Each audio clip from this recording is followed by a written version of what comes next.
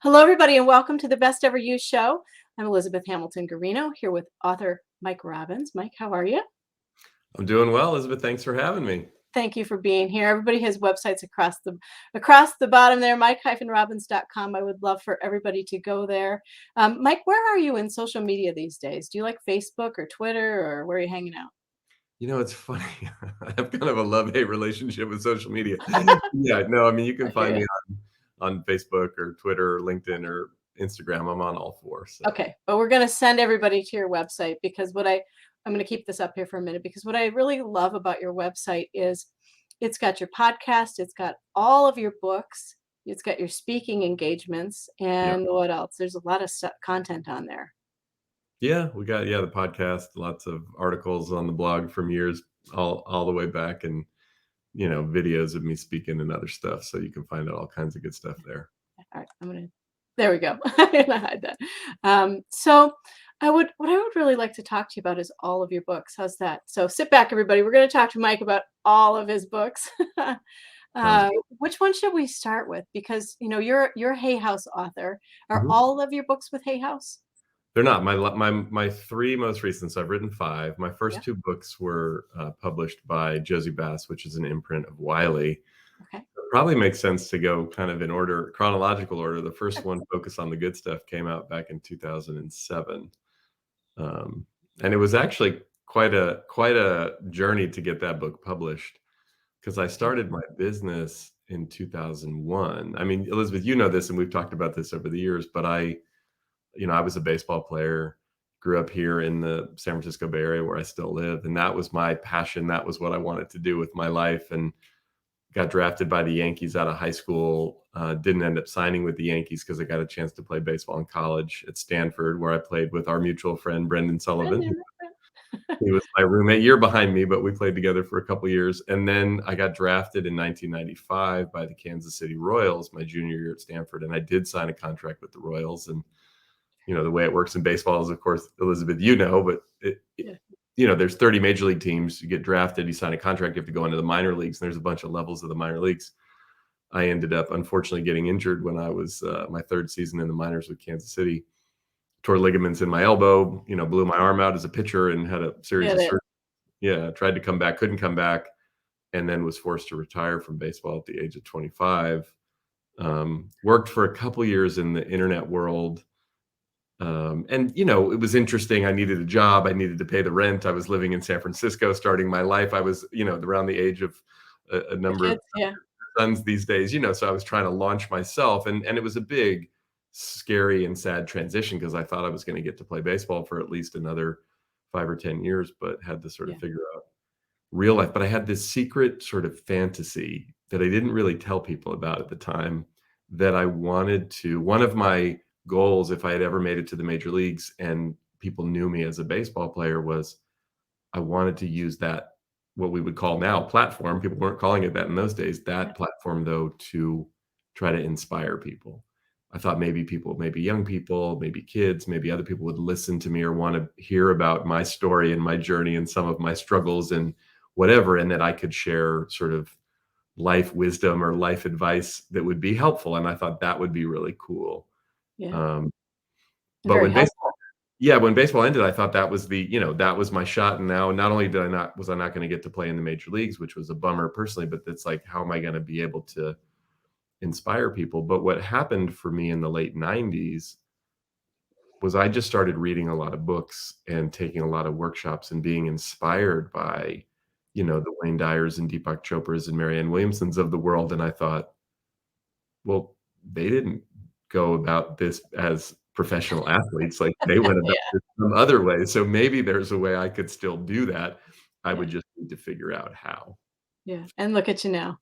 Can I go all on that moment though? Because there's a lot of people in this situation, and Yeah. I think, I mean, we know it. There's a lot of kids who get cut in college. There's a lot of kids who don't get to play professional baseball at the college, after college. Their Yeah. college is it. There's a lot of people who don't go beyond high school and they love baseball, and Yeah. I'm sure they love baseball just as much as you do. Totally. How do you navigate those situations where you're going from this to that? And how do you not make it feel like like you might have felt like this to that, kind of thing, because they're both, you know, you're cool no matter what. I wish I could have known you in that moment. I would have said, wait a minute, wait a minute, wait a minute. You're Right. cool no matter what. It's Um, you it's you achieved, what is it like? I don't even know what the percentage is. My yeah. mission is to tell college athletes how cool they are, because such Well, a tiny percentage. it's interesting, Elizabeth. The first book that I wanted to write, when I first had the idea that I want to write a book, and it just became like self-referential to me, which is kind of a lot of my work, like telling my story and trying to map that onto how might this relate to other people. The Yeah. first book I wanted to write was going to be called "What Happens When You Don't Make It." And I Oh, was gonna share some of my story and some of my struggle of navigating the end of my baseball career and how I dealt with that. Because I realized it wasn't just for other baseball players like myself who maybe had, gotten injured or in the minor leagues. I mean, all the way down in any sport that you play at a certain level where you have to focus a lot. I mean, by the time you get to like varsity level in high school, and then if you do get a chance to play in college at any level, you've dedicated quite a bit of your oh life yeah, and energy to that thing, and it's not only the thing, but it's this identity. And, there are other professions and other things in life that happen, but there aren't too many things like that in sports where you decide when you're 4, 5, 6 years old, "I like this thing, I'm gonna do it," and then you're good at it, and you get a lot of feedback from your family and friends and the world around you that like, "Hey, that's pretty cool," and it keeps going and going, and you don't have when I was 23 years old when I first got hurt, and then 25 when I finally retired from baseball, like I didn't have any conscious memory of not being a baseball player. right. So all of a sudden having to be out in the world just as me, Yeah, it felt like really scary. And again, I had yeah, this erroneous notion that who I was the baseball player. And if I wasn't that, then what am yeah, I gonna do? I mean, you fast forward further down in life, I mean, some people deal with this when they get to a different stage of life when they retire or their work ends and they realize, "Wow, I've put so much of my life into my work and I identify with it so much." Or it could be, you're a parent and your kids go off to college or you have an empty nest and you're like, "Wait a second, I've where's just the laundry? everything for these kids, and they've been driving me crazy, but I love them." And now all of a sudden they're like texting you from the dorm saying, "I'm good." And you're like, "Well, what do I do now?" So again, I think there's a lot of stages and times in life we go through this. But for me, back to your question, I do think then there's not a lot of support, by the way, Oh, for that process for athletes that then just go out into the world. And now it's like you're not competing, you're not on a team. um, I do think, there's certain professions a lot of athletes find themselves in, or finding yourself in an environment where you can get connected to a team. Like that was really important for me in those first few years, was like both through work and then outside of work, was finding some communities that I could sort of plug into, because I'd always had this built-in community of the various teams that I was on. And that was one of the biggest things that I missed. I missed the people and the team and camaraderie more than I missed the game itself. I was just like, I'm just a guy, or even like going to the gym. I remember I would say to some of my buddies, like, I'm just at the gym to like, so I look good at the beach. It was this weird it's a weird transition. Yeah, I'm not training for anything. I wasn't, it was, and I'd always had a reason. Like I never loved working out, to be honest. Like I loved the game. I didn't love practice. So going to the gym and taking care of my body, now I had to reorient. Well, why am I going to do this now? And what's the point of this? And what's yeah, the motivation? So again, a lot of things that I think and I did a lot of therapy and really got a lot of help sort of yeah. personally to navigate through, just because it's also a lot of Right. grief, Yeah. you know? Yeah, no, it is. And another question, just a layup here. Does anybody ever really feel like they've made it? I mean, we're creatures. Every I'll put a new book out. I'll be like, I'm still not reaching enough people or whatever. I mean, we're I hard on I ourselves. know. Years And ago when Oprah launched when her am I radio going to feel network, successful? I know, it's crazy. When Oprah launched her radio network, this was probably 15, 16 years ago. Larry King had her and a bunch of the people that were having shows on the Oprah radio network on. And so it was like, Marianne Williamson had a show and Gene Chatsky had a show. And anyway, I was really excited. It was actually not that long before my first book came out. So I was Yeah. like, oh, maybe, I want to be on the Oprah Winfrey TV show, but now they have this radio network. So I was super interested. But Larry went around the group and asked them what their greatest fears were. And when it came to Oprah, Larry said to Oprah, "What's your biggest fear?" And she said, "My biggest fear is that I'm not utilizing all of my potential." And I turned to Michelle, my wife, we were watching it together. I was like, "We're all screwed. Yeah. If Oprah feels like she's not utilizing her potential, like who on the planet is?" You know what I mean? Yeah. But it made me laugh just like I appreciated the honesty of it, but the humanity of it, that it's like, wow, that Yeah. sense of like I'm not doing enough or it's not there enough. Like you would think if you were Oprah Winfrey, you would just sit back and even with whatever ambitions or You're like, desires or goals you have, you'd be like, "I'm good. I'm good enough. Yeah. I think I've checked the box of making it and Yeah. utilizing." I mean, she didn't say I didn't feel like I've made it, but again, No, that but vision that you have, I think is somewhat universal. yeah. Do you have any suggestions for us on how we can feel enough? I know I've got a bunch of them, but I think that feeling of enough without ratcheting down or rationalizing success, if that makes sense. Without saying, "Oh, I don't like it when people brush it off like, oh, I'm Right. not successful. I'll never be on a world stage or something like that. I've done this," and then they rationalize. And I was like, I think it's separating who we are from what we do, and that's hard for a lot of us. And look, I'm a 3 on the Enneagram, and so achievement, performance is kind of I'm wired that way. And as I'm a former too. athlete, it's like, having to learn. I mean, I do think my training in baseball helped me though, because even though I had some success in baseball, like baseball is a sport that's full of failure. And so even when you're really good, you fail like a lot. And so you have to learn how do I have confidence in myself when I don't win every game, when I'm not on every time, when sometimes even when you're very successful, you can go out. Baseball is a super humbling sport, so that I didn't like to lose. I didn't like it when, I gave up 7 runs in the second inning and got knocked out of the game, but there was something about that that actually trained me in a way Yeah. for life. It's like parenting sometimes. We have 2 teenagers and I'll look at Michelle, my wife, and I'll say, "This is like the most important job in my life, and I feel like in this moment I'm terrible at it." And so sometimes I think actually being able to embrace our humanity and some of the shortcomings or failures, not in a harsh and critical way, but just to kind of keep us Yeah. humble, if you will.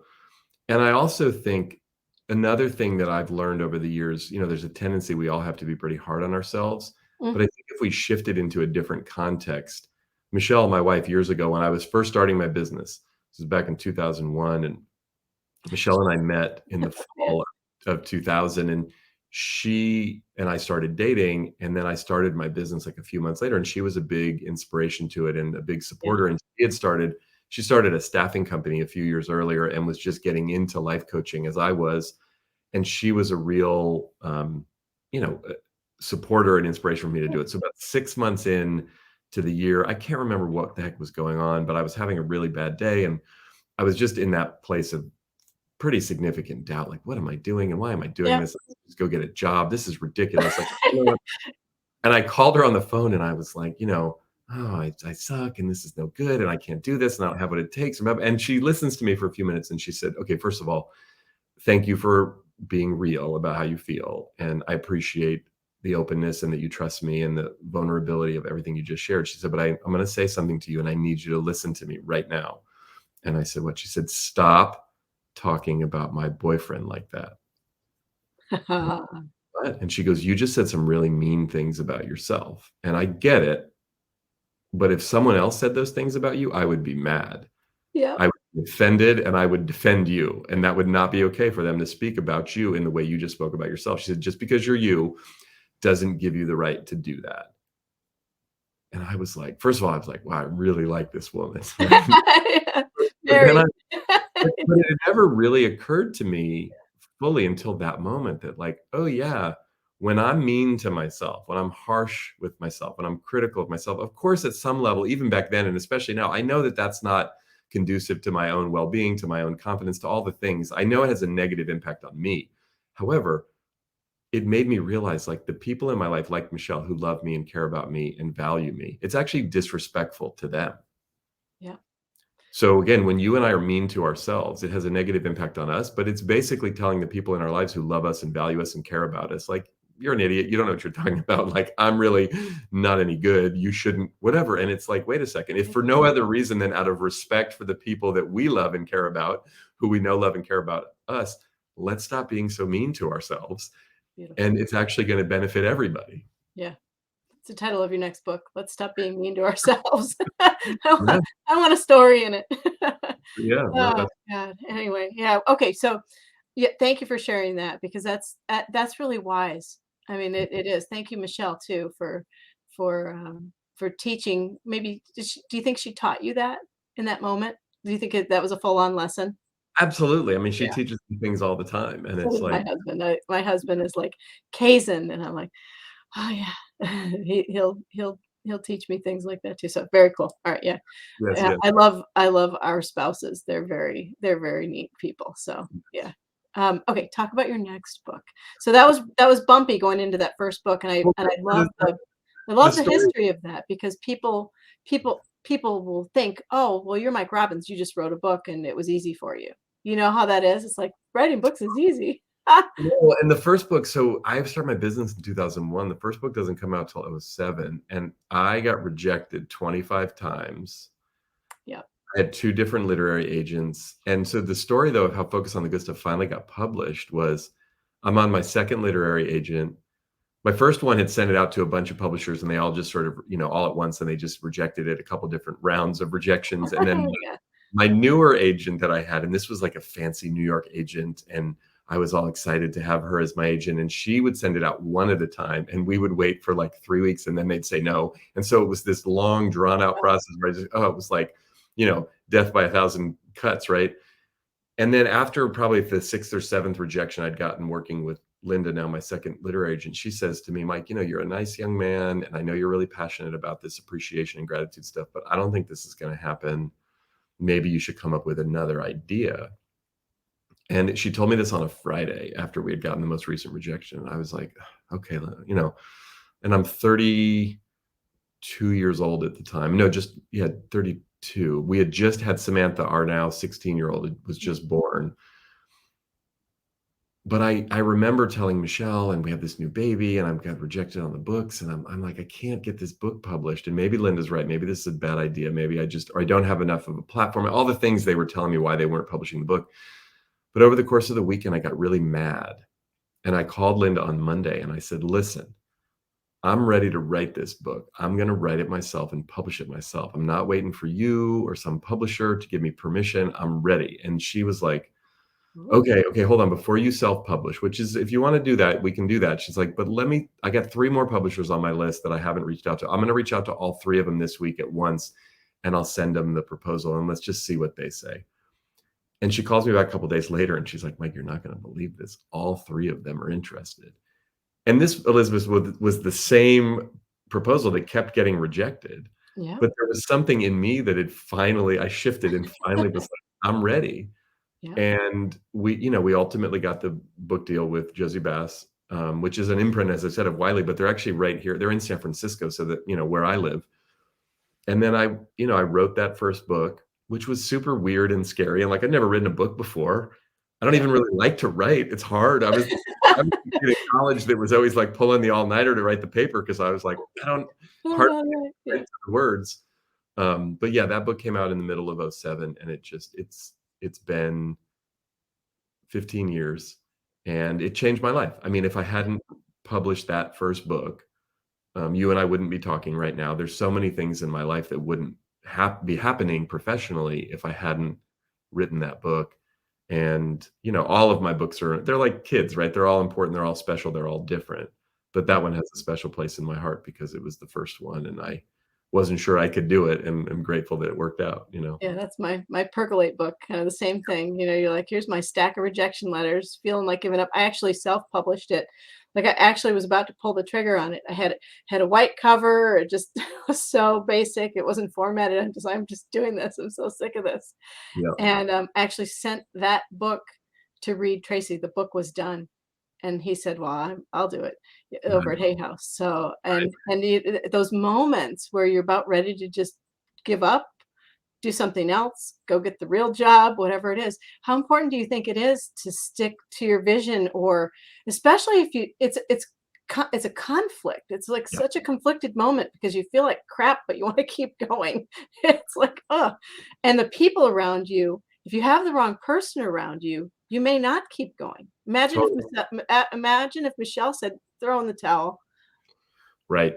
Well, and that's where, and I think it's really important. I mean, I talk a lot about this, or did, especially in those days, of like creating a dream team, like the people around you, right? The people that you share, you were on my podcast earlier and we talked a little bit about this in terms of sharing our goals and our dreams and the things with other people so they can show up and help us. Like, I told a lot of people about this dream that I had to write a book, and which is both a blessing and a curse. The blessing part is you can get a lot of support. The curse part is when it's not going well or you want to quit. Someone asks Yeah, you, "Hey, how's the book?" And you're like, "Oh gosh, sorry, I told you that." Like I quit that, 6 months yeah, ago. And I will say, between the time I wrote my book proposal in 2001 and the time that we got the yes from Josie Bass in 2006, um, I probably quit 4 or 5 different times and said, "Forget it. I'm yeah, not doing this," because I was just disappointed or frustrated or didn't know what to do next. And I think sometimes, again, that's the real deal stuff that happens along the way, that I think, again, success of any kind is never a straight line. It's not like you go from idea to, the manifestation of it in a straight line. Usually there's some twists and some turns and some bumps and some ups and some downs, and you have to kind of make your way through it. It doesn't have to be brutal and super painful, but a lot of times it's not going to go exactly the way we think. I mean, think about this, you've got 4 sons in their 20s. It's like the parenting journey and each of their journeys. It's not like it went from, oh, they were born and then they just grew up and it was yeah. wonderful the whole time. It's like, no, it They're gets weird and everywhere. messy, right? Yeah, they're everywhere doing all different things too. They aren't all 4 baseball players or all 4 meteorologists or all 4 Right. doctors or anything. Nope, they're all different. So we're on a different journey with each one of them. It's just crazy, and so it's kind of neat though because it's a good sampling of people and Yes. different different ideas and journeys and things like that. At what point we'll keep going with your books here. I feel like I'm going to keep you on here for like 4 hours, so brace No, it's yourself. all good. Um, um, at what point did you say to yourself, or have you said it yet? Like, might I remind you, you are a Stanford world class athlete.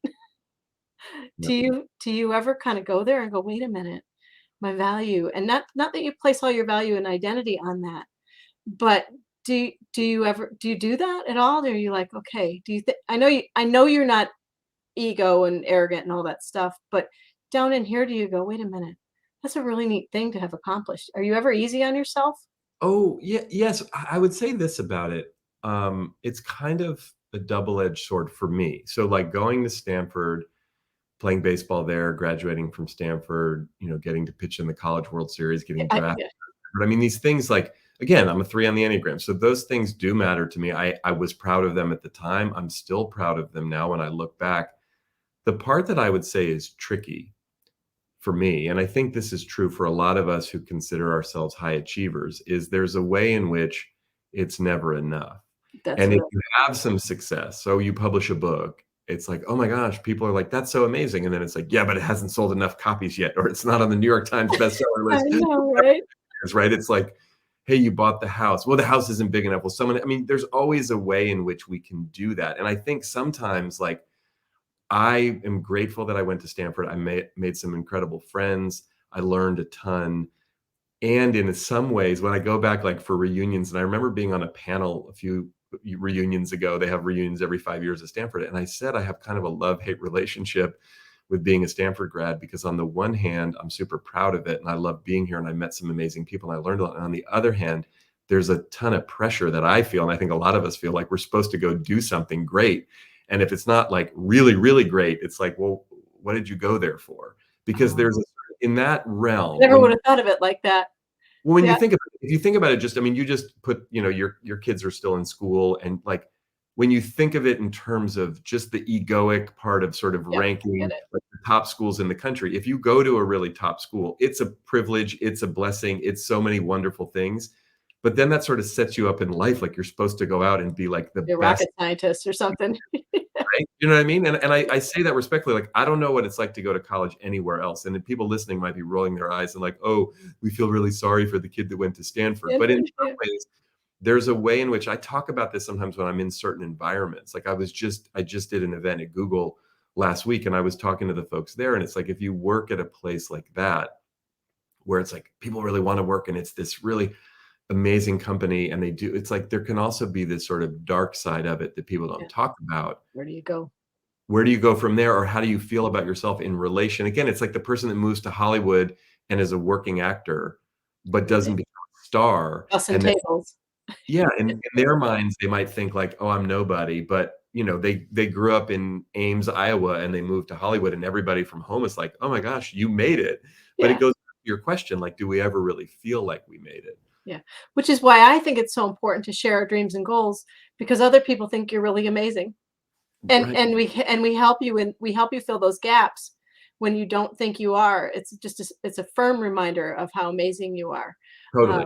which I think is so important because I have that same thing when as you were saying, oh, I published a book, but it hasn't sold enough copies. I go all the way to Percolate and go, oh, Yeah, I've emailed you before going, help. right. How do you Well, do this? Yeah. it's tricky, right? Because like so my second book came out pretty soon after my first book, and here's an interesting story related to that though. So the first book comes out. I don't know anything about anything. I'm just grateful. I have a book. I work really hard on it. I'm excited. I go out and do a ton of radio interviews and TV interviews, and I'm trying to do what I can to promote the book. And the book actually does decently well, at least according to the publisher. They're excited. It sold more than they expected. I'm like, okay. So then we come and I get a deal for my second book, which is called Be Yourself, Everyone Else Is Already Taken, which is about authenticity. And they actually give me like 4 times the advance they gave me than the first book. Oh, And I'm like, pressure's on. well, now I don't, but see, this is the thing. I don't totally get it. In my mind, I'm like, okay, I learned a bunch. I didn't know really what I was doing, especially on the marketing side. Now that I've figured this out, I'm going to crush this second book. This book is going to make me famous. I'm going to get on Oprah. It's going to be big. I'm gonna, like, that was my mindset. I took Yeah. the sort of competitive athlete mindset, like I'm going to do this one even better. Well, first of all, it was hard to write that second book because now it's like I'd been working on the first book for years. I had all these ideas. The second book, it's like, oh geez, I said I want to write a book on authenticity. Like I'm gonna have to like research this and think about this more deeply because I haven't even been speaking about this or talking about this. So that it was a challenge to write it. We also, Michelle was pregnant with baby number 2, Rosie, and the baby was due on August 15th, and the book's manuscript was due on August 15th. So I was like under the gun of I got to finish this thing because I know as soon as the baby comes, I ain't writing anything. Like it's gonna Yeah. be all baby. We got a toddler at home and the second baby's coming. Like I don't even know what I'm in for. Thankfully, I got the thing done on time and Rosie actually came a week late. But then the book comes out and 2 things happen. Number 1, the book came out in April of 2009. Oh, We were in the throes of a super gnarly global recession that like nobody cared about me and my little book on authenticity. Like everybody's losing their jobs and trying to figure out how they're going to stay afloat. yeah. And I'm out there going, be yourself. Everyone else is already taken, which is it, it was just the timing was rough. And then for whatever reason, there was a whole confluence of things like the book didn't do as well, even as the first one. And it never occurred to me in all of my fears and doubts and different things, it never occurred to me that it wouldn't do as well. I thought it would do the same, but hopefully much, much better. Yeah. And then the publisher was like annoyed with me because they were like, hey, how come you did better on this first one? And we gave you 4 times as much the second time. Like, and I was like, oh, is that a thing? Like the publisher can get annoyed with you or mad at you or disappointed? Like, Yeah. oh, and then I was like, oh, and by the way, my business is really struggling. I'm not making this much money because all these companies that hire me are like, yeah, we're laying everyone off. We're not having events. We're not paying for it's like, 2008 and 9 are brutal. so Yeah. my business, which had grown steadily every year, and then I have my first book come out, and then the business, we have a good year in '07 and a really good year in '08, and I'm '09, it like nosedives. And we've got 2 young kids, Elizabeth, and I've got 2 Yes. books, and we're like in debt and underwater in our house. And I'm like, wait a second, this was not part of the plan. Like, where does this? And I was, you know, not anything that I expected at Yeah. all. And so really had to kind of regroup. And I know your great new book is all about change. Like it was a ton of change that I had to sort of navigate through and figure out, and super humbling. That's what I was gonna say because you're trying to be okay, so this is a second round of perhaps you're like, "Okay, I'm feeling like I'm not making it here." I bet. I'm just guessing like that Totally. because I feel this way all the time in moments. I'm like, what do I got to do to get this book in the hands of more people, or to get this to launch this way, or whatever? Because I'm super competitive, super athletic, super all that stuff too. I get it. And when you don't do what's in your mind that you think you're going to do, you kind of go, what am I going to do? Am I going to quit and get a real job? Am I going to, what do I do? Totally. Yeah, I mean, I had that conversation with Michelle, like, should we move? Should I get a yeah, real job? Should I stop doing this? Because the thing was, I had done, here I was now like 9, almost 10 years into speaking and coaching. I had published 2 books and writing, as I said, isn't my favorite thing. I was scared to do it, but it's like I had done that. yeah, I had checked off all these boxes of things I thought I was supposed to do in order to make it. And then here we were, and like we were broke. yeah, The business wasn't sustainable in the way I was running it. The housing market had imploded, so we're underwater on our house. I yeah. mean, like all the things. Everything. Yeah, So many check people every were. box. Yeah. But that experience, though, as painful as it was super important because it did. I mean, one of the conversations, and you'll appreciate this, Michelle and I had, and I said to her at one point, we're just really vulnerably talking to her. I said, "Okay, babe, I got an idea. How about My husband's like, "Oh, no." I do that. I'm like, "I got an idea." how about instead of us putting a lot of energy and attention on acting like we're really happy and successful, what if we actually focus on trying to be happy and successful? I bet if we actually are happy and successful, we'll probably look like it too." Yeah, But I realized again, and it wasn't the first time I had this realization, but like the whole running around trying to act like, look, we have this new family and we're good and we got our house and I wrote the books and it's all, making it look good is something that we all do to some degree. But it was like I was tired of doing that. And the truth of the matter was it wasn't going well, even though I was proud of some of the things that I'd accomplished and the work that I was doing mattered to me. But I was like, I'm really more interested. I want to make a difference in the world, absolutely. But I want to also have some level of happiness and fulfillment in my own life. And if I'm going to create some success, not just for the show of it, but I want that to be yeah, real and true. So we sort of pivoted. And we also had to get real and humble about there were some basic things we needed help with financially, yeah. relationally, familially, all these things. Michelle actually talks about wanting to write a book of her own called First Generation Functional. Like when you don't learn a lot of things growing up from your family, right? You're And learning it. Yeah, you have to figure it out on the fly for the first time through. And so that was our focus. And thankfully, over the next number of years, I didn't write a book again until 2013. So I took about a 4-year gap, um, and really focused on the family and focused on the business and focused on like, how do I do this in a sustainable, healthy way that can actually impact other people, but also make money and that we can live as a family. And if I can't do that, then I need to be honest about that and go find a job. job. Yeah. Isn't it a funky conflict too when a stranger comes into your world and thinks everything's great? Yeah. And you're like, "Okay, do I pretend everything's great and I am selling a book, or do I I don't know how to do that." Or do you Yeah. just like, tell the truth? And it's a funky thing Yeah. to navigate too, especially when, because we've had those moments. I write about them very openly. We've had moments of job, we're here, here, here, here, here, and then boom, job loss. And it's like, Mhm. oh man, all the way, it's like, what do you do? But a job loss at Christmas time, like Right. laying everybody off at Christmas time. I'm like, that couldn't have waited a week. I mean, I get it, but just stuff like that. So, and at the time, you're like visible enough to say, "Hey, everybody, we just lost our job," and I'm like sitting there going, "I better not say that out loud until years have passed, Right. or that's going to not be good." And so there's decisions you make to hide some of the truth as you're going through it. You're not openly on Instagram going, guess what, everybody? My book's Right. not selling. I'm sucking wind. Right? Right. Well, and it does it also To there an is. extent, anyway.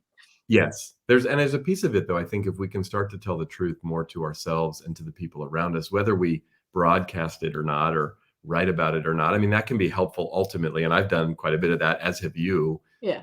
No, but for me, over those next few years, Elizabeth, what became really important was and then we went through, we had to do a short sale on our house to get out of the house Done that situation we were too. in. Yeah. Hard. My mom got diagnosed with cancer, and then she ultimately passed Oh, away. So it was this really painful, challenging time. But then for me, it was like, I need to continue to do my own inner work. There was a lot of grief and a lot of healing. We're figuring some things out financially. Our girls were getting a little bit older. We moved. yeah. And then actually, as things started to, the business started, the economy got a little bit better. The business started, it was healthier. We had a more solid foundation. I also really wanted to, I was grateful for my first two agents. I was grateful for Josie Bass, but it also was time for me to move.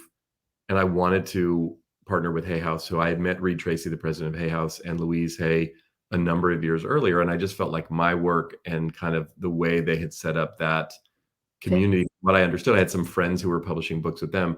I really wanted to publish my next book with Hay House. But I also was really clear. People would ask me, like, are you working on another book, or what's the next book? And I would say, honestly, at the time, I don't know what the next book is, but I know whatever it is. And whenever I write another one, if I do, it's going to be a much more pleasurable experience for me, Yeah. because I didn't want to go through the same sort of stress and consternation I had gone through with each of my first two books. And so when I did finally get that book deal for book number 3 in 2013, I had a new literary agent who partnered with Hay House a lot. I had a I think bunch of that's our friends. common agent. Is it Steve? Yeah, so Yeah, Steve and I, our agent is Steve Harris. Yeah. and his wife Michelle, Shelby. they worked with me, but I had partnered with them specifically because I was like, look, I have this idea. I think it's a good fit for Hay House, and I'd really like to publish with them. And that third book is called Nothing Changes Until You Do, and it came out in 2014. And I also, what I wanted to do in writing that book, and something really interesting happened when I wrote that book, because I wrote it very differently.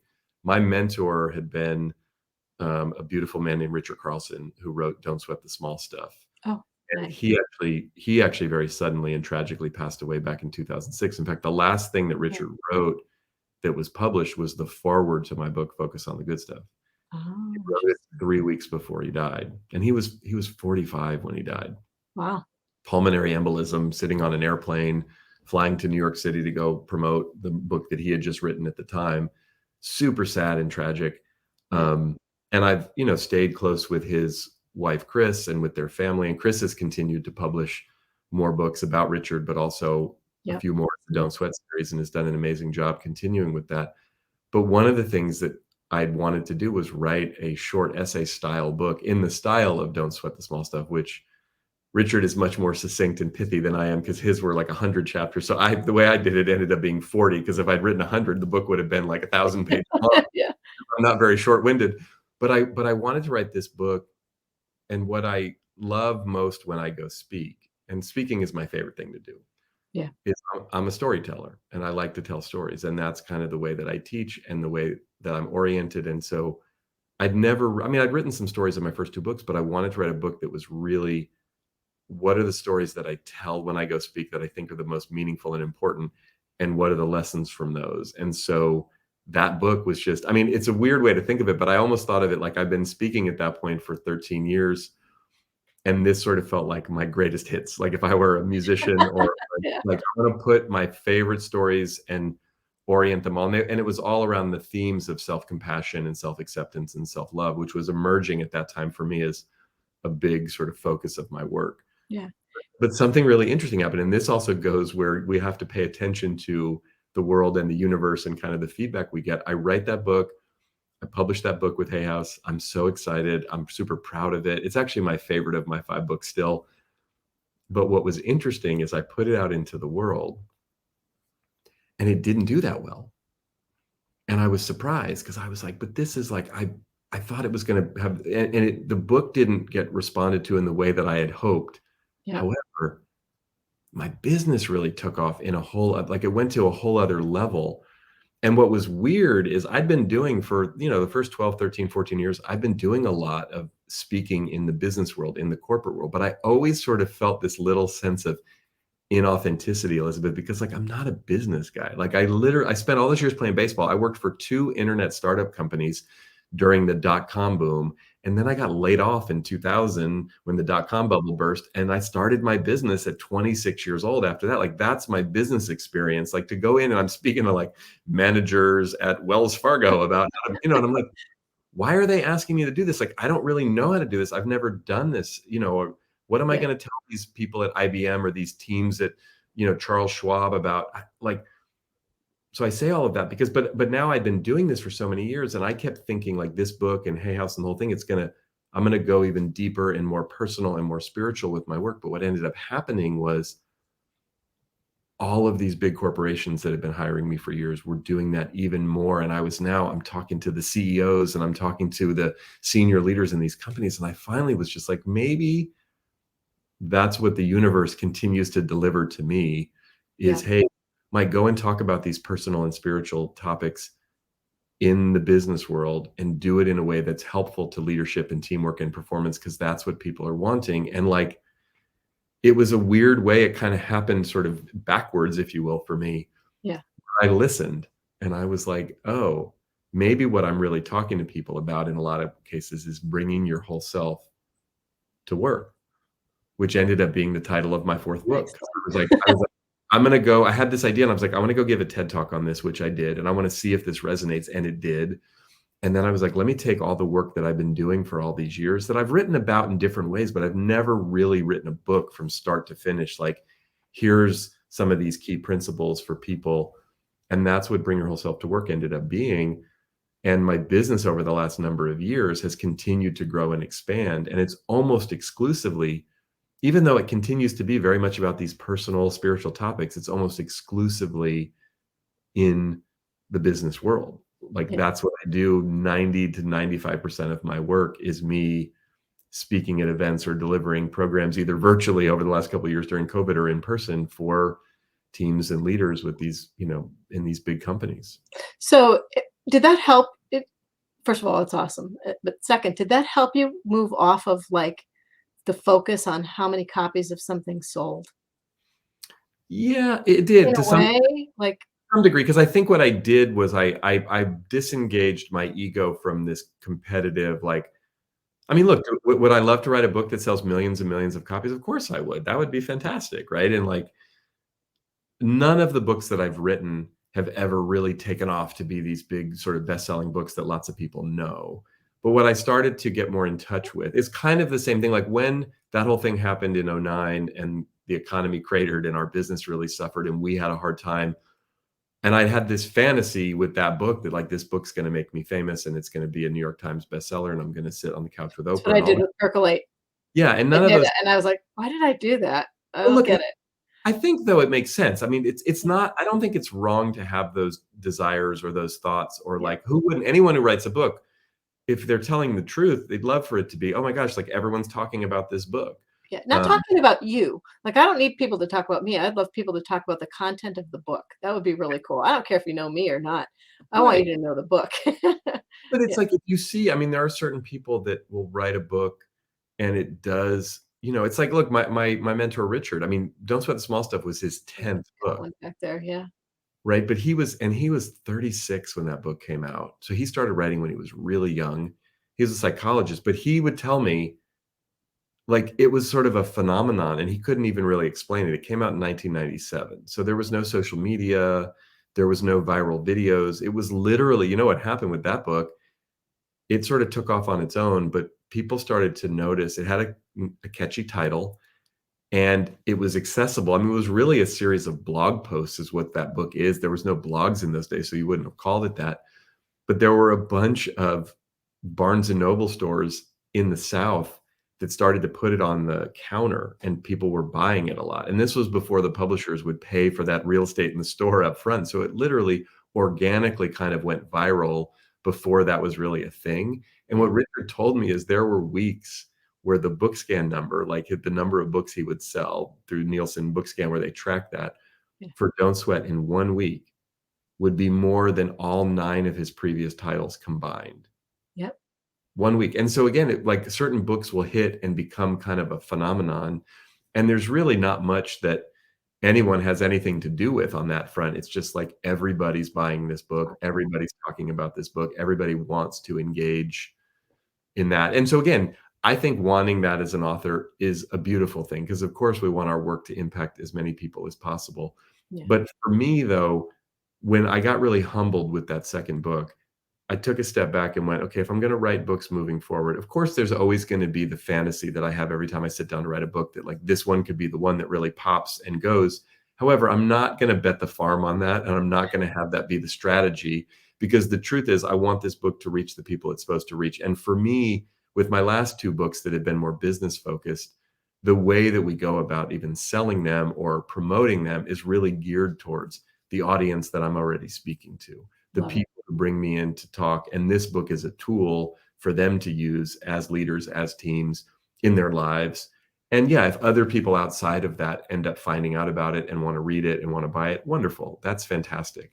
But that to me has, in a more practical sort of business and strategic way, that's the way that I've thought about it and framed it. And the truth of the matter is, and you know this as an author, and anybody listening, whether you're an author or an aspiring author, like the world of publishing and the world of books, it Oh, changes all the time. It's so different. complicated and it's so different in the way it is today, even than just a couple of years ago when we got into COVID, even what it was 5 years ago, 10 years ago. It's just, I mean, think of how any of us both consume content and learn about a book. It's very different today than it was just a few years ago, definitely than it was 15, 20 years ago. Yeah. Yeah, I always have a benchmark, most books sell 250 copies. Right. And so if you've sold 250 copies, you're technically successful as an author. And so it's like, all right. And I think the reason why you want to put the book out is always so critical. Mhm. And when you want to put the book out. So that Yeah. factors whether I'll direct people to like self-publish. Because you as an author, you get questions like, hey, I want to write a book too. Who's your agent? Who's your publisher? Can you put me in touch with your publisher? Can you put me in touch with your agent? Should I self-publish, whatever? And I think that one of the most important things that people need to understand is that, let's say you have your book proposal with an agent and a publisher does say yes, there's a considerable amount of time before that book sees the light of day. Mhm. Do you want to talk about that? Because it's not For like, sure. oh, it's 6 months from now. It's years. Totally.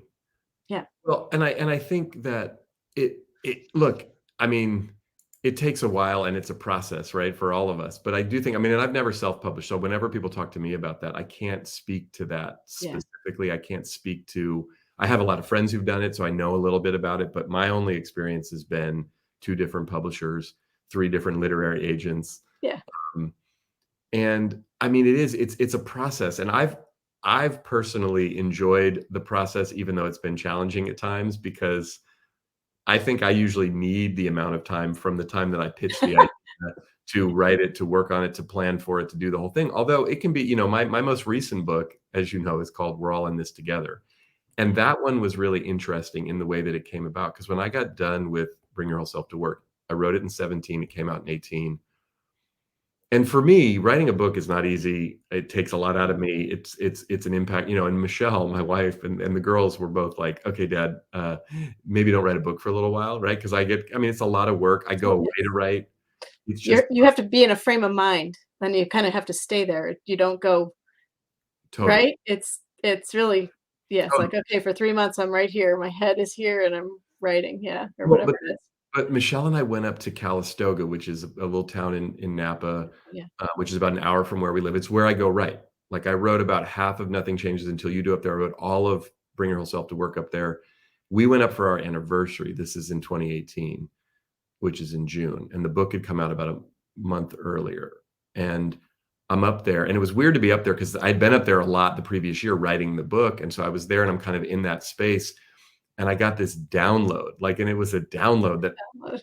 you have to write another book right now. It has to come out in 2020, and it's called We're All in This Together. And I was like, no, thank you.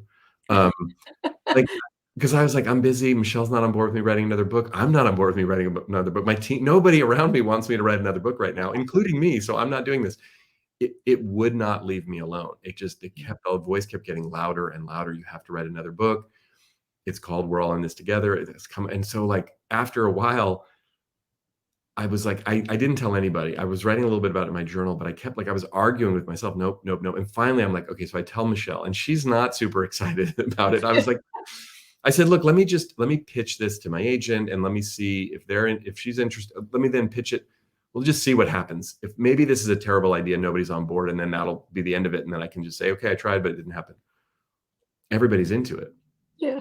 And they're all so I write this little thing but they come back to me though, and both my agent and the publisher are like, we love the concept, because the idea was going to be it's about teamwork, it's about culture. It was kind of like a sequel to Bring Your Whole Self to Work, but more about how do you do this at the group level. But there was a piece of it that I really wanted to write also about diversity and inclusion, which I hadn't talked much about in my previous book, and also just the nature of how divisive things had gotten in the country and in the world. Like it wasn't going to be political per se, but I was just like, I'm hearing this everywhere I go, that people are not feeling good about just the animosity and the us versus them that's existing all over the place.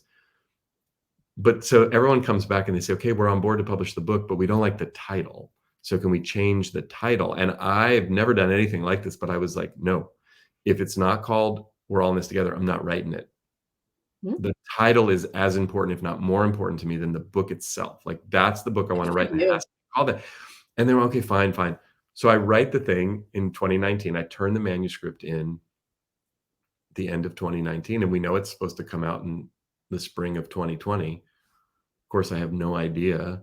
COVID hits here in the US in the middle of March, and it's like, and then everybody on the planet seems to be using that phrase, we're all in this together, we're all in this together. And it's weird because like I'm having people text me going, I just heard Anderson Cooper say we're all in this together. I just heard Mike Pence say, people are like saying, did they? And I'm like, and it was just, I was getting emails from, the title of the email from the CEO of whatever, we're all in this together. And it was just like, Yeah. Who was super that talking to you? Who I was don't that? know. Where'd the download come from? I gotta know. I don't know. Honestly, it was The like, guy voice or a girl voice? it was a male voice. Okay. Because I have that all the time too. I'm like, what? We were just on a walk this morning, and I'm like, the subtitle came in for my next one. I'm like, how does that? Right. It's a So trip, isn't weird. it? It is Well, a trip. Yeah. but the thing that's been interesting, so then having a book out in the world over the last couple of years called We're All in This Together has been weird in the sense that like I didn't write the book with COVID in mind. I was able, thankfully, when we put the paperback version of the book out, which came out earlier this year, I was able to write like a 2,000 word preface where I reflected on here's what I've learned over the last couple of years. Here's what I've been hearing from all these people I'm working with. And it felt good to put that in there because I felt like I could at least comment on it or respond to it or acknowledge it. It was weird in the sense that the book wasn't about what we were going through in a lot of ways, although a lot of the stuff in it for a lot of the teams that I work with was very relevant. But I was so grateful to just have that to talk about in the context of everything that was going on. Yeah. But I'm it's glad also that wasn't a pandemic book though. Like we're all in this together. Here's all about the pandemic. Thank you for not doing that. right. Well, and I mean, I don't know if I would have had the energy to do that or would have been able No. to do that, but it wasn't what it was about. It just happened to be it had that title. And then people were like, well, it's not about that, but did you know? And I'm like, of course I didn't know. I didn't Yeah. like I knew that I figured 2020 was going to be a pretty interesting and intense year, just socially, politically, just kind of based on everything that was happening. It seemed like we were culminating to something. Right. But of course I had no idea of everything that was going to happen. Yeah. Yeah, I love talking to you about your books. I think it's neat when you have an author and you get to hear the backstory and Yeah. and everything about their books. So Yeah. because it's a lot of time and effort and energy, and you hope that your books find the readers that they're supposed to. That's the neat thing that's been happening with my book, The Change Guidebook. Like Yeah. I got an email yesterday. I actually woke up to it, which really makes me happy when you wake up to a cool email from somebody. They're like, this book has changed my life. And then the other thing that's happening now for me too is like, I'd like you to be my coach. Like, Mhm. oh my goodness, I want that honor. Yes, Mhm. I will, because I'm all about training people to become life coaches Mm. and life coaching specifically with managers. My thing is not speaking, Mm. which maybe it could be, but what I would love for you to do if I could keep you here for just a tiny bit more Sure, for talk sure. about speaking because, it's like the biggest fear people have other than a few other things. And Right. I know I have it. I had a very funky speaking experience as a kid Mhm. where I thought you just go on stage and speak. And I was doing a speech about think, don't drive and drink. And I was with the police in Iowa and all this stuff. And it was okay and everything. But I was like, I just did that on the fly. Right. That could have been so much more thought out. It could have been, that kind of thing. So when I got done with it, and everybody's like, yeah, it's, you did great and all that stuff. But in my heart, I was like, I learned a lesson. Mm. And Yeah. it scared me permanently because I'm like, what do you need to do in front of an audience to speak? Is it slides? Is it talking? Is it singing? Is it dancing? Is it what is it? Right. Because you feel like people are judging you, Yes. and it's terrifying to me. I'm like, Yeah. oh, don't do that. If you're going to judge me, say something nice. Right, right. Well, the you know, couple things I would say, I mean, look, they're kind of like as we've been talking a lot about writing, there's the art and the process of writing, which in and of itself is challenging, can be exciting, can be all the things. And then there's like the business of like getting a book published. And those are two very different things, as you know, because you've gone through it yeah, a couple times and with all the children's books and everything that you've done. I would say with speaking, it's similar. There's the content of what you're talking about, as well as kind of the art of doing it, like which delivering it. yeah, which is actually for me, like I'm not an artistic person in the sense that like I don't paint, I don't Yeah, draw, I don't take photographs, I don't make films. I'm like I'm not artistic in that sense. I think we're all creative, and my form of creativity is verbal. And got it. so it's verbal storytelling for me and just communicating, like even being here on a podcast with you, having this conversation, like this is fun for me, this is joyful for Yeah, me, this is easy for me, and like I can have conversations. When I get up on stage to speak, although it's a different context than having a, one-on-one conversation like this, for me, I love it. Now, do I get nervous? Of course I do. Did I get really, really nervous back in the day when I first started? Absolutely. okay, But good. Because but I want to make sure. I'm like, did you get nervous or I not? and I well, the thing for me though, Elizabeth, going back to my baseball training, one of the things when my baseball career ended, I was super sad, right? Because, oh, I'm not Yeah, going to make it to the big leagues. Oh, I'm not on teams anymore, all the things. But what I noticed when I got my first job and my buddies, my baseball buddies would ask me, well, what's it like having like a real job and being out in the world? I said, well, it's weird and it's different. And, you wear different clothes and people have all these different words they use and there's all this stuff and you got to, but I said, you know what I don't like is there's nothing that I'm doing right now that really scares me. Like I um, missed that feeling of before the being on game the mound. when I would want to literally, like, almost throw up before the game because I was so excited/nervous, and it meant so much to me, but I could go out there and pitch a great game in 7 scoreless innings, or I could go out there and give up 7 runs in the 2nd inning. I didn't know, and that's what I both loved and hated about it, but I missed that. So when I started speaking, it felt to me the closest thing I could find emotionally to what it felt like to be on the pitcher's mound was what it felt like to be up in front of a group of people. Whether there was 5 people or 50 people or 500 people, it was like, "Ooh, I like this. This That just reminds helped me." me. Yeah, this reminds me of being on the mound. That Yeah, and so selfishly, it was like, "Ooh, I like this." And then I was like, "I wanna get better at this because I don't wanna be so focused on my nerves and focused on what am I gonna say and where am I moving my hands and all that weird stuff." Like, I wanna get past some of that. So I'll still be nervous. Like, look, I get up on stage sometimes and there's a couple thousand people in the audience, and it's like, that's scary. They're all staring at me. And not only are they staring at me, but like there's big screens on the side of the room with me up there. And it's like, this is weird. And like, yeah, don't forget what you're going to say, man. Don't trip over yourself and look like an idiot. Hopefully they laugh at your jokes, all the things, right? Like I'm human. sure. But the thing that I've learned, so there's the art of it, and then I have done it enough now that I don't let the fear and the, physical body sensations that I have, like my heart racing or my leg shaking or whatever, like that stuff doesn't mess with me anymore. In the same way, when I was on the mound pitching, like the beginning of the game, especially, there was a lot of adrenaline, there was a lot of nerves. I had to figure out how to calm myself down so I could focus on the Yeah, task at hand. And it's similar to me when I speak. And so for look, whether you use slides or not, whether you're super prepared and scripted or not, I always say to people, like, it's you got to know yourself well enough. Like, yep, yep, I get up and tell a lot of stories. I get up and I don't wing it per se, but like I leave a lot of space in what I do. One of the reasons why for years I didn't use slides at all was because if I brought a bunch of slides, then I'd feel obligated to talk about what was on the slides. And sometimes in the moment, I'd change my mind or I'd get an intuitive hit and I would just like, I'm going to tell this story about my dad that has nothing to do with any of this. And I would do it. And it got confirmed to me over and over again. Elizabeth, people would come and say, oh my gosh, I'm so glad you told that story about your dad. And I was like, I wasn't planning on, I won't tell them that, but it was like, it would just come through. And so for me, it's like less about the content and more about the connection with the audience. yep. And I will say over the last few years, having to do so much stuff on Zoom, which was super weird at first for me, I had to figure out, like I started using slides a little bit more and doing some different things, just adjusting some of what I did only because I was trying to figure out how do I stay connected to and engaged with the audience in a way that impacts them. And so that, look, we could spend hours and hours talking about sort of the art of speaking Yeah. and the way to do it. And I feel Write like that down. Hold on. it is kind Impacts of like, them. I'm sorry? Well, you said impacts them. Impacts them. The Yeah. thing though, then there's the business of speaking. The Yeah. business side of it, meaning now again, getting paid, doing it as a living if you want to, but just getting yourself up in front of people Yeah.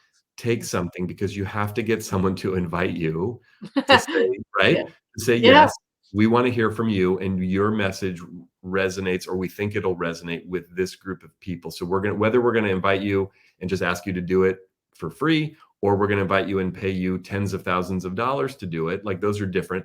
But that's a different thing. Just like writing a book takes one set of skills and promoting a book takes a different set of skills.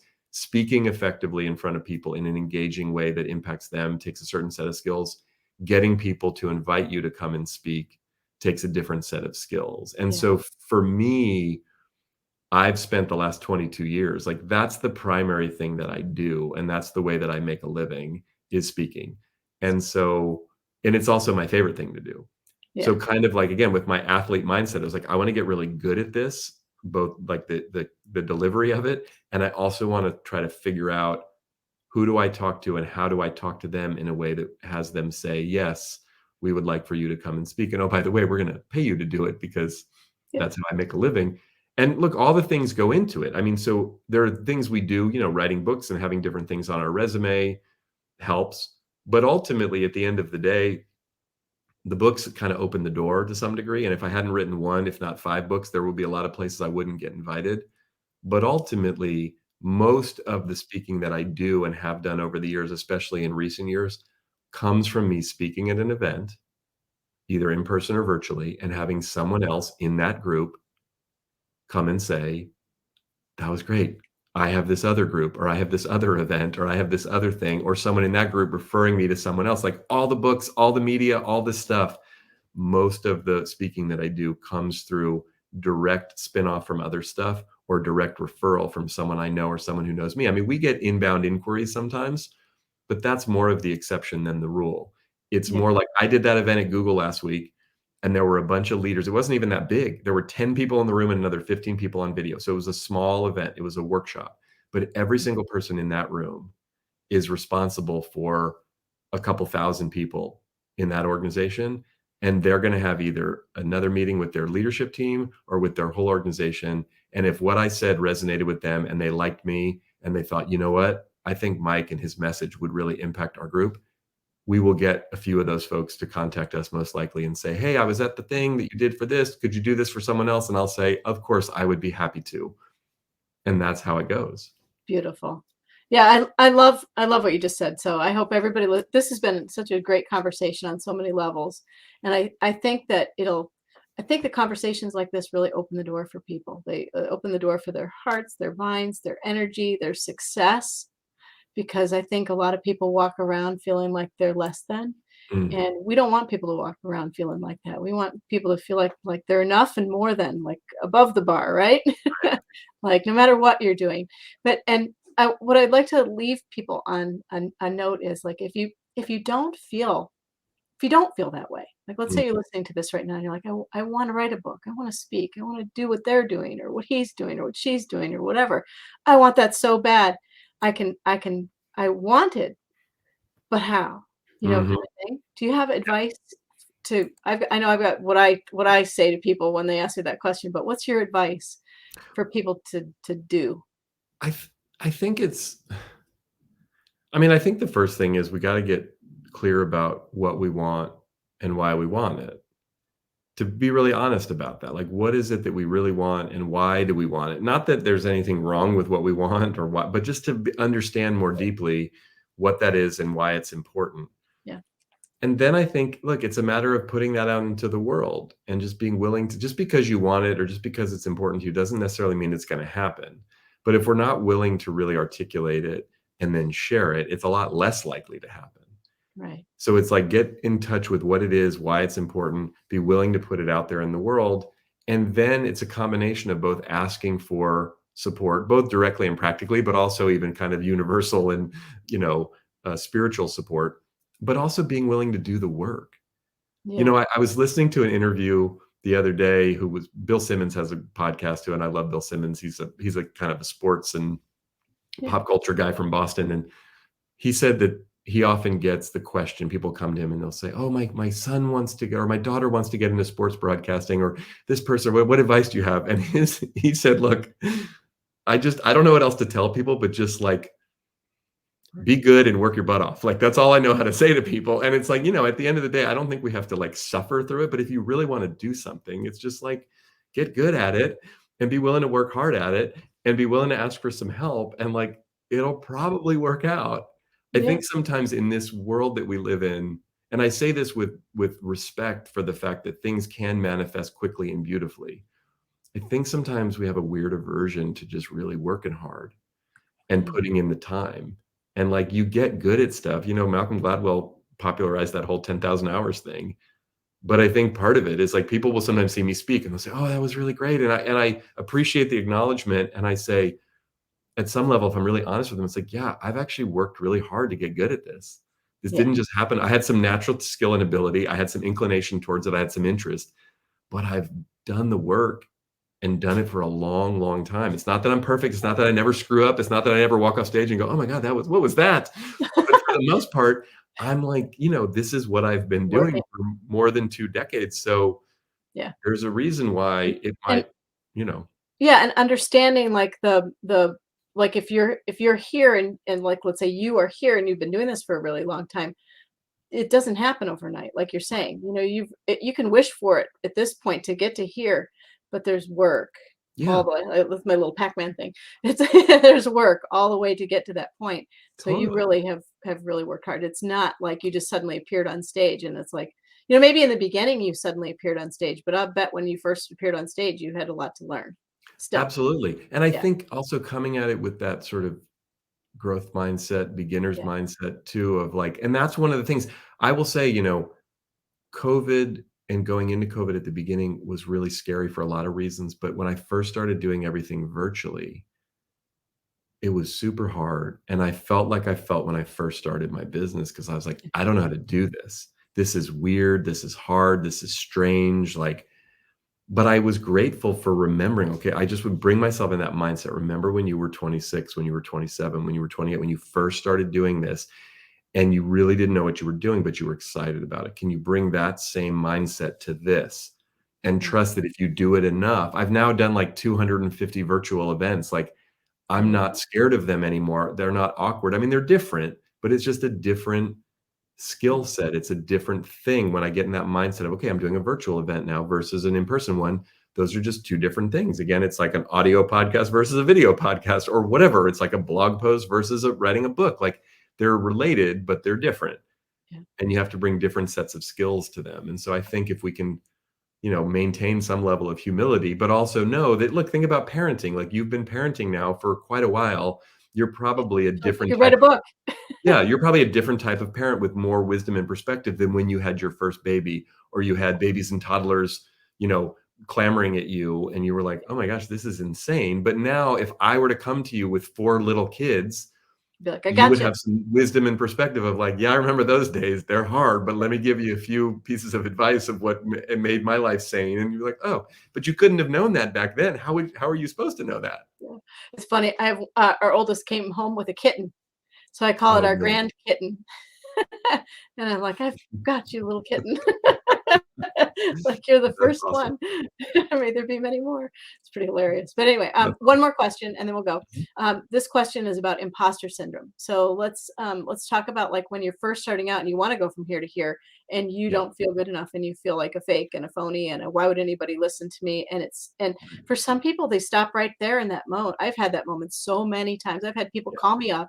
I actually had a guy, Mike, call me up and say, I want your domain. And I'm like, "Why?" And he's like, "Because I own everything best." And I'm like, "Well, good for you, but you don't get this one."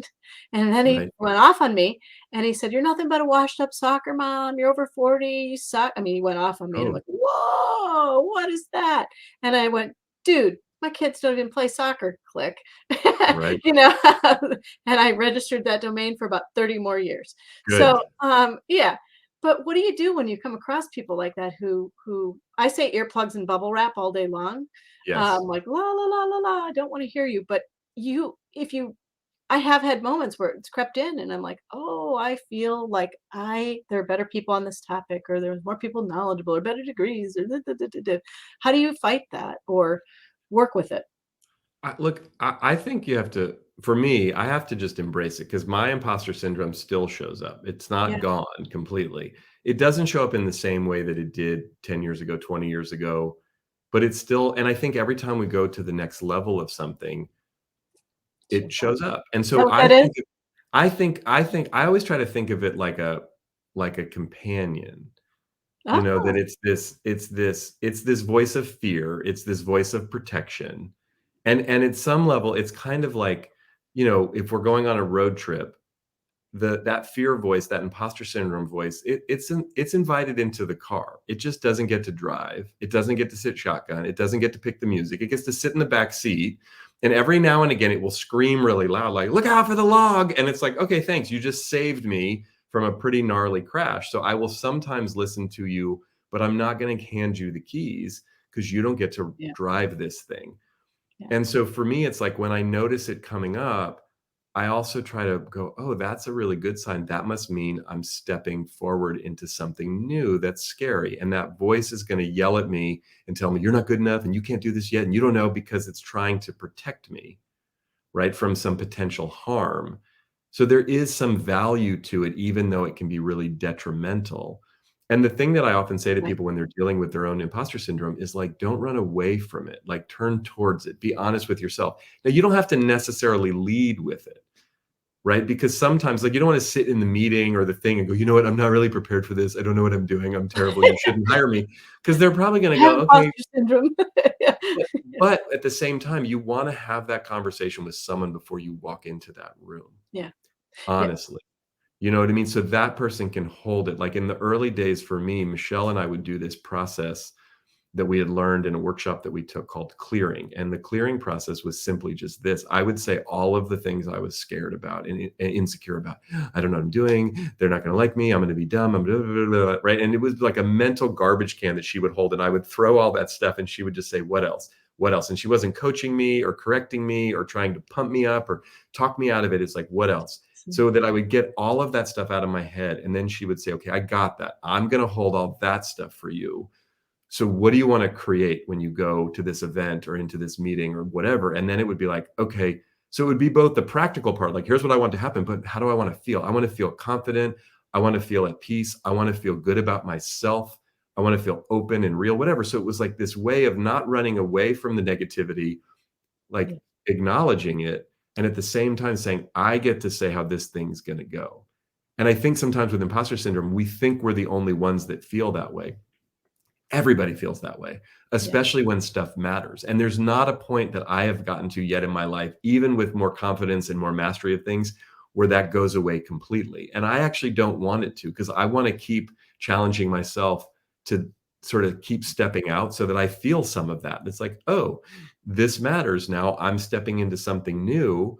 Of course, initially, I'm going to feel like I'm not prepared or I don't know how to do this or there's better people. And every single time I write a book, and I think this is true for almost every author I know, there's a point at which I'm like, this is not only a terrible book, this is like the worst book ever. What am I doing? I should throw this whole thing away.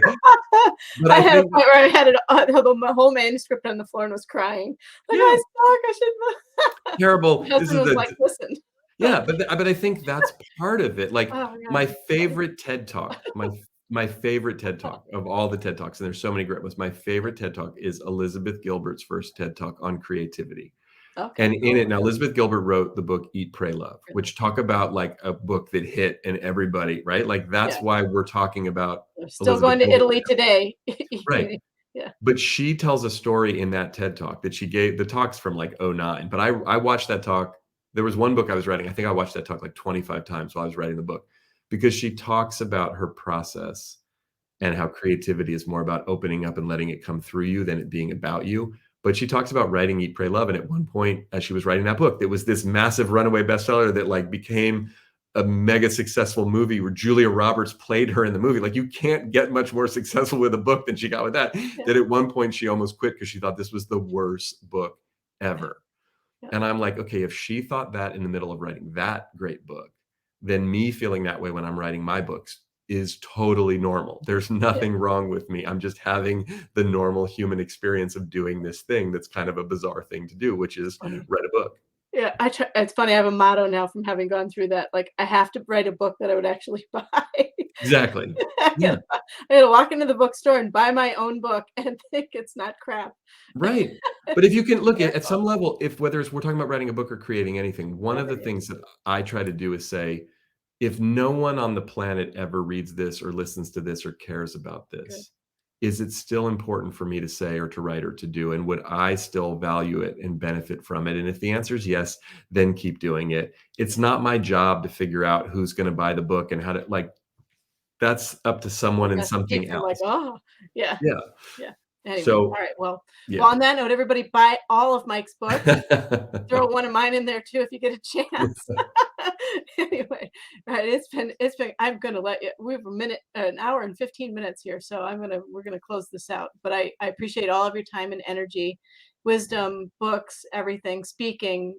Tell Michelle I said hello and give her a big hug and give the girls big hugs from me Thank you. and thank you. You're welcome. Thank you, Thanks thank for you, having thank me. you, thank you, thank you. All right, everybody. Take care.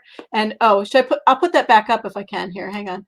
Everybody, there's his website. How do you like that? That's as Thank you. technical as I get. I love it. That's impressive. I can't Everybody, even do that, so I'm impressed. take care.